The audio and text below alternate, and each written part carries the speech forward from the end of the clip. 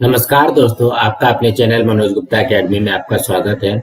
दोस्तों, आज हम कक्षा 5वीं के परिसर अध्ययन भाग 1 में पाठ 1 हमारी पृथ्वी हमारा सौर मंडल इस पाठ का स्वाध्याय अर्थात प्रश्न उत्तर करने वाले हैं।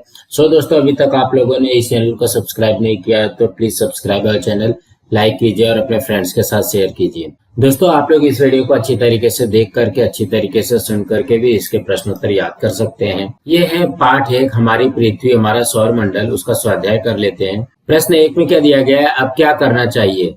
लघु ग्रहों की पट्टी का कोई एक खगोलीय पिंड पट्टी से निकल या छिटक गया है।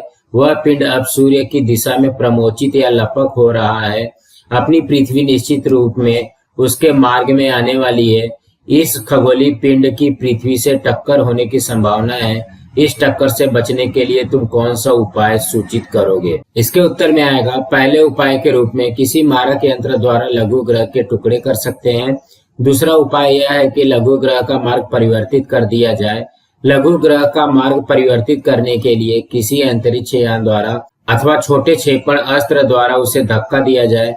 दर्पण युक्त अंतरिक्ष यान द्वारा यदि पर्याप्त समय तक सूर्य की किरणों की बौछार उस लघु ग्रह पर छोड़े तो उस पर दाब पड़ेगा और उसका मार्ग परिवर्तित हो जाएगा। लेसर किरणों द्वारा लघु ग्रह के द्रव का वाष्पीकरण करके उसका द्रव्यमान बदल सकते हैं।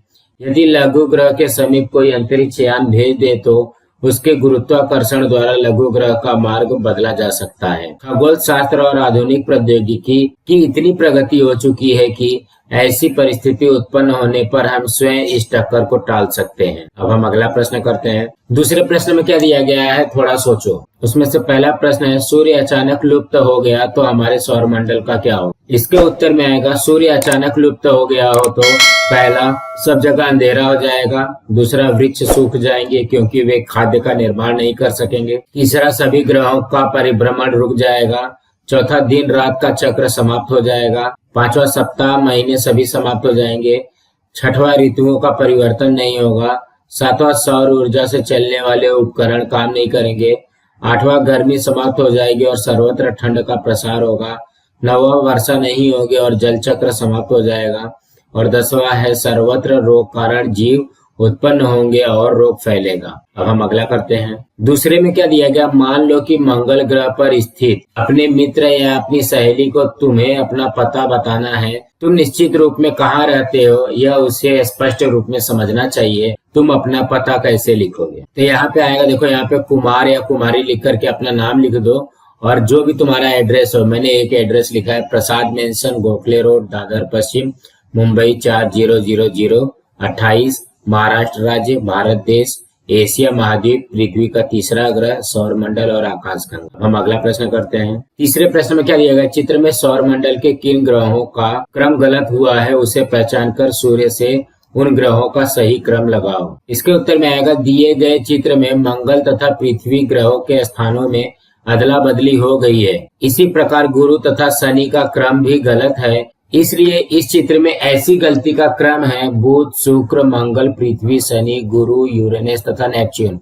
जो कि गलत है। और सही क्रम क्या होना चाहिए, सही क्रम इस प्रकार होना चाहिए, बुध, शुक्र, पृथ्वी, मंगल, गुरु, शनि, यूरेनस तथा नेपच्यून। अब हम अगला प्रश्न करते हैं। चौथे प्रश्न में क्या दिया गया है कि मैं कौन हूँ। उसमें से पहला प्रश्न है, पृथ्वी से तुम मुझे देखते हो। तुम्हें दिखने वाले मेरे प्रकाशित भाग में नियमित रूप से परिवर्तन होता रहता है। इसके उत्तर में आएगा चंद्रमा। अब अगला करते हैं। दूसरे में क्या दिया गया, मैं स्वयं प्रकाश वाला पिंड हूँ। मुझसे निकलने वाले प्रकाश द्वारा ही ग्रहों को प्रकाश प्राप्त होता है। इसके उत्तर में आएगा सूर्य। अब अगला करते हैं। तीसरे में क्या दिया गया, मैं स्वयं के चारों ओर, ग्रह के चारों ओर और तारों के भी चारों ओर चक्कर लगाता हूँ। इसके उत्तर में आएगा उपग्रह। अब अगला करते हैं। चौथे में क्या दिया गया, मैं स्वयं के चारों ओर घूमता हूँ और तारों के चारों ओर परिक्रमण करता हूँ। इसके उत्तर में आएगा ग्रह। अब अगला करते हैं। पांचवें में क्या दिया गया, अन्य किसी भी ग्रह पर मेरे जैसी सजीव सृष्टि नहीं है। इसके उत्तर में आएगा पृथ्वी। अब अगला करते हैं। छठवें में क्या दिया गया है, मैं पृथ्वी से सबसे समीप वाला तारा हूँ। इसके उत्तर में आएगा सूर्य। अब हम अगला प्रश्न करते हैं। पांचवें प्रश्न में क्या दिया गया, नीचे दिए गए प्रश्नों के उत्तर लिखो। उसमें से पहला है, अंतरिक्ष प्रक्षेपण में रॉकेट का उपयोग क्यों करते हैं। इसके उत्तर में आएगा, अंतरिक्ष प्रक्षेपण में पृथ्वी के गुरुत्वाकर्षण बल की विपरीत दिशा में प्रचंड बल की आवश्यकता होती है। रॉकेट में भरे गए ईंधन के ज्वलन से प्रचंड बल प्राप्त होता है, इसलिए अंतरिक्ष प्रक्षेपण में रॉकेट का उपयोग करते हैं। अब अगला करते हैं, दूसरे में क्या दिया गया है, कृत्रिम उपग्रह कौन कौन सी जानकारियां देते हैं। इसके उत्तर में आएगा, कृत्रिम उपग्रहों से हमें खेती, पर्यावरण का प्रेक्षण, जलवायु का पूर्व अनुमान होता है। इनसे हम मानचित्र तैयार कर सकते हैं और पृथ्वी पर पाए जाने वाले पानी तथा खनिज संपदा की खोज कर सकते हैं। संचार के लिए भी कृत्रिम उपग्रह का उपयोग किया जाता है। दोस्तों, आज हमारा यहाँ पे पार्ट 1 का स्वाध्याय कंप्लीट हुआ।